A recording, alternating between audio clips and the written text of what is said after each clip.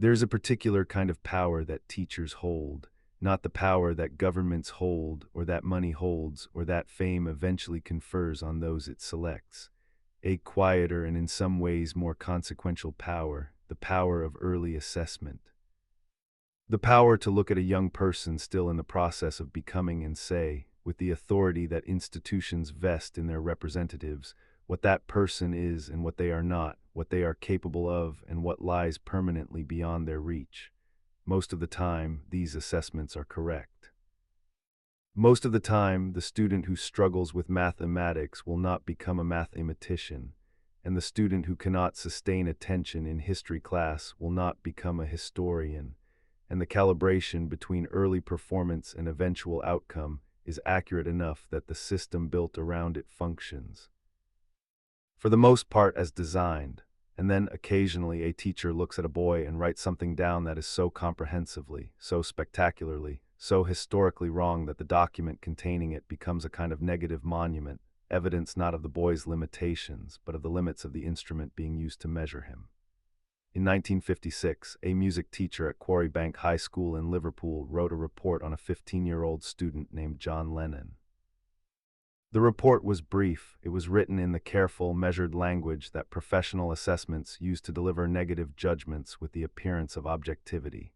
It noted that the student showed insufficient engagement with the formal requirements of musical study, that his attention to technique was intermittent, that his approach to the subject was undisciplined in ways that would prevent meaningful progress, that on the available evidence, a future in music was not a realistic prospect for this particular student.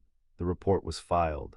It was passed to Aunt Mimi, who kept it in the way that Mimi kept everything connected to John's education carefully, in the hope that accumulating enough evidence of his academic shortcomings might eventually persuade him to redirect his considerable intelligence toward something with a future. She put it in a drawer. The drawer closed, and John Lennon, who never read the report and would not know it existed for decades, went home that evening and picked up his guitar.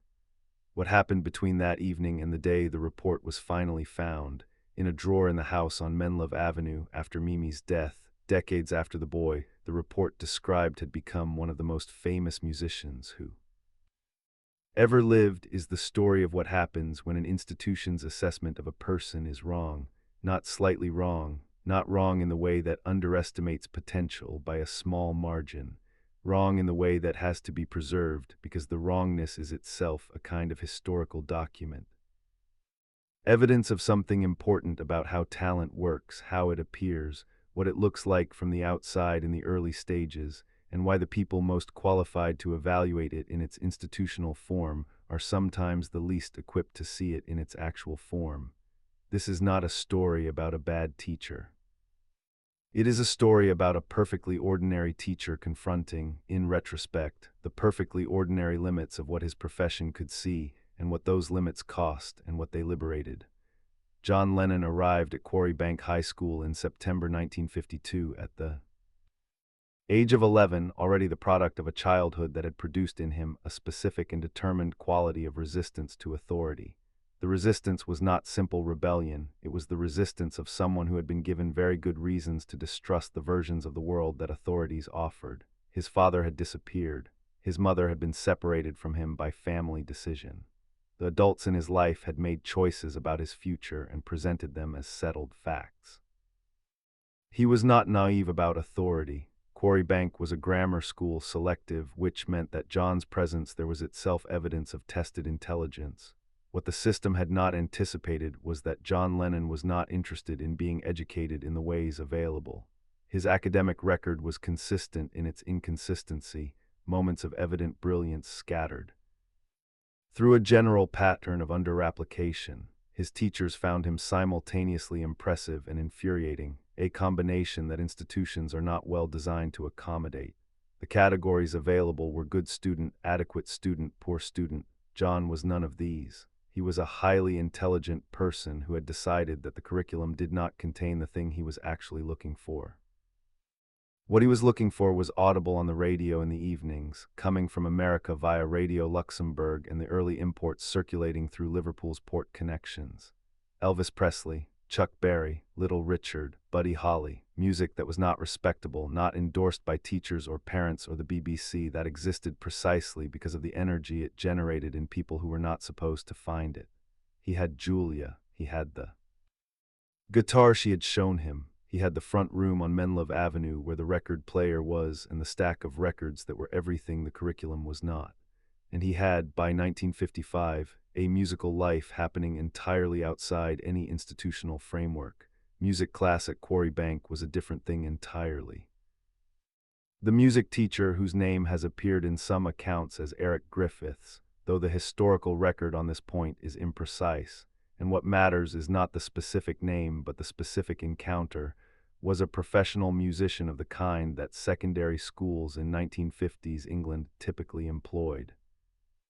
Trained in the classical tradition, familiar with the formal requirements of musical education as it was then understood, equipped to teach notation and theory and the performance of the approved repertoire. He was not equipped, no one in that system was equipped to evaluate what John Lennon was doing with music, because what John Lennon was doing with music was not something the curriculum contained.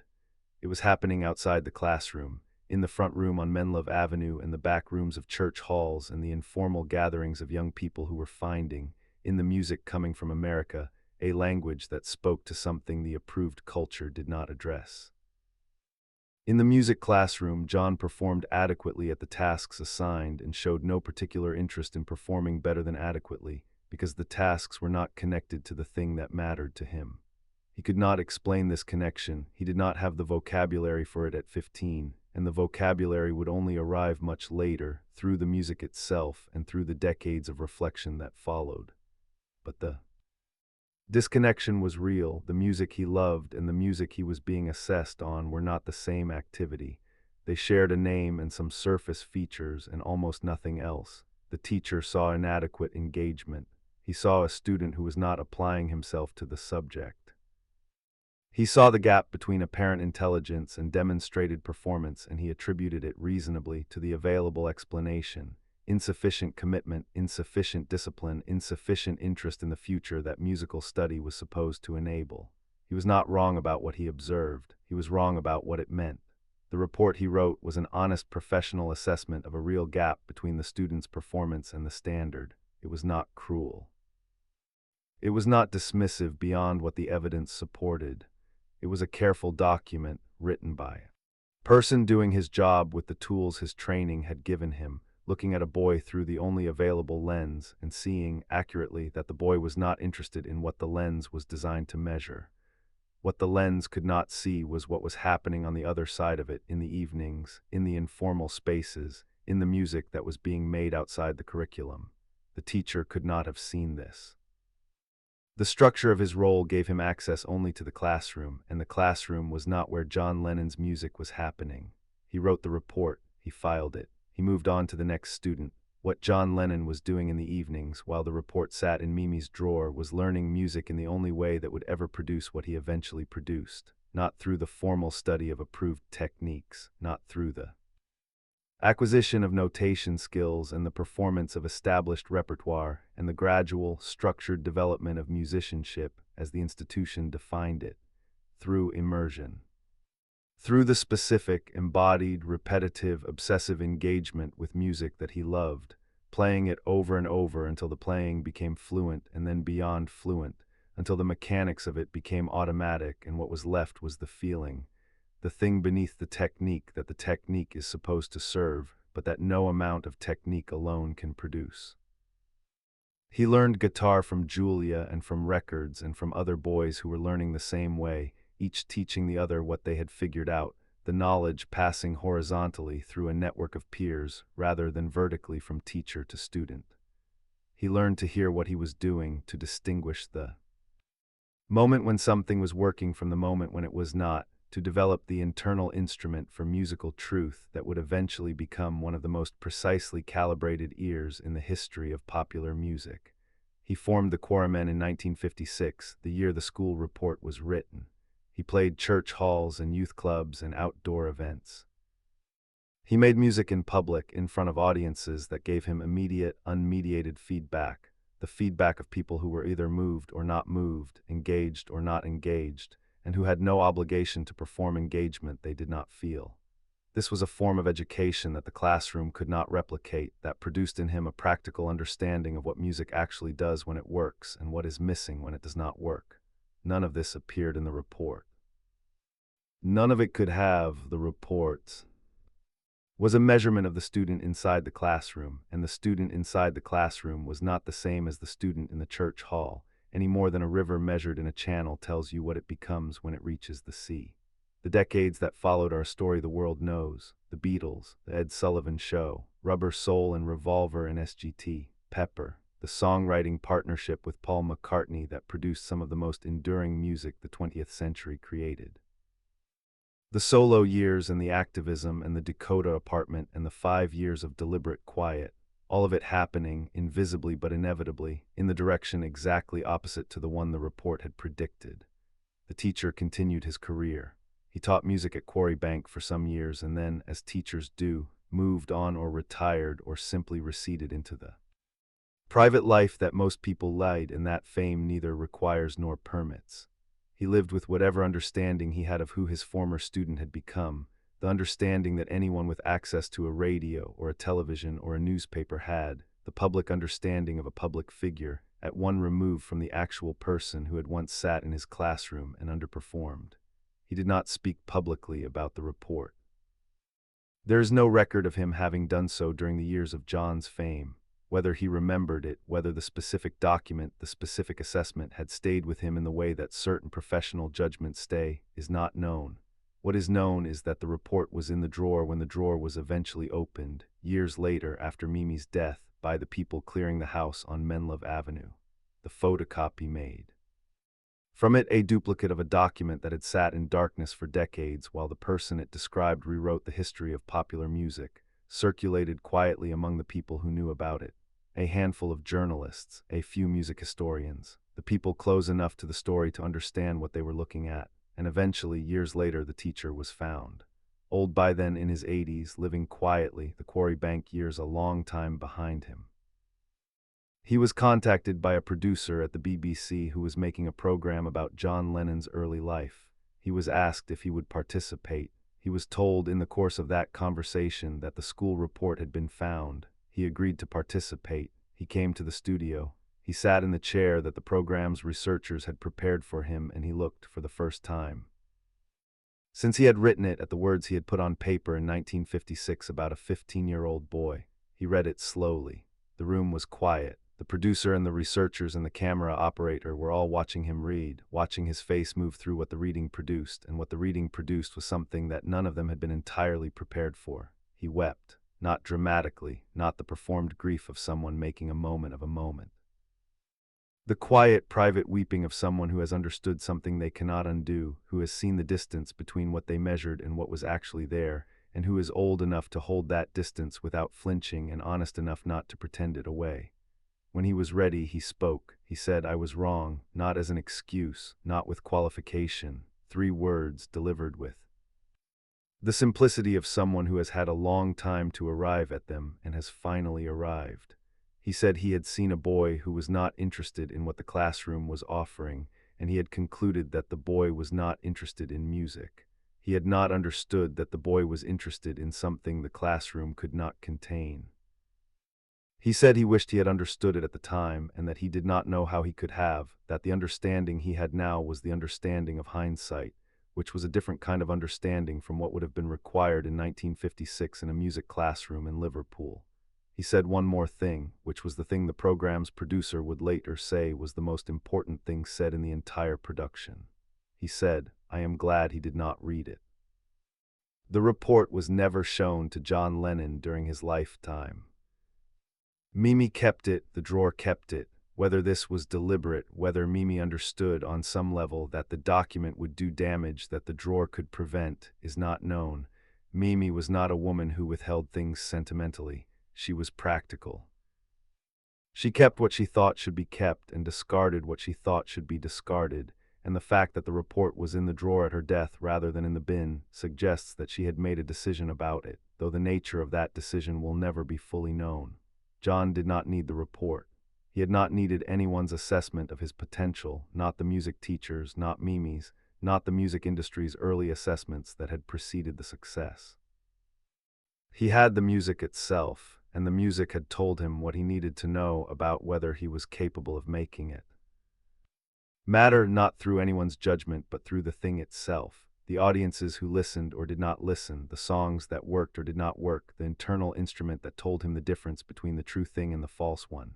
The teacher's assessment was wrong. It was also, in a way he could not have intended, useful. Not because it motivated John, there is no evidence that John even knew it existed, let alone that it drove him toward anything, but because it left him alone.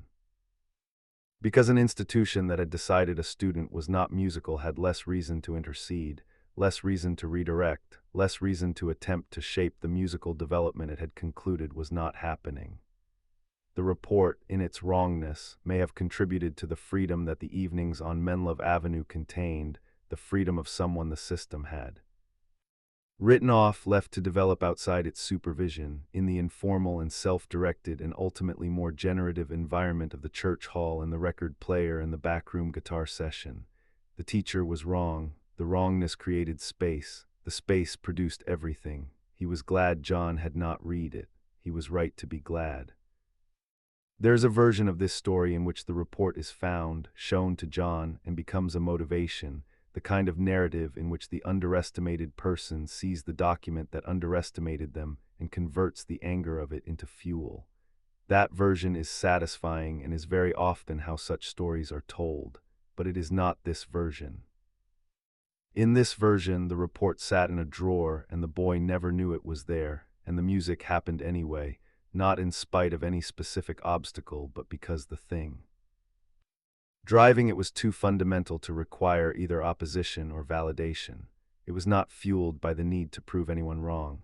It was fueled by the music itself, by what the music felt like to make and what it did to the people who heard it and what happened in the space between those two things when both of them were working.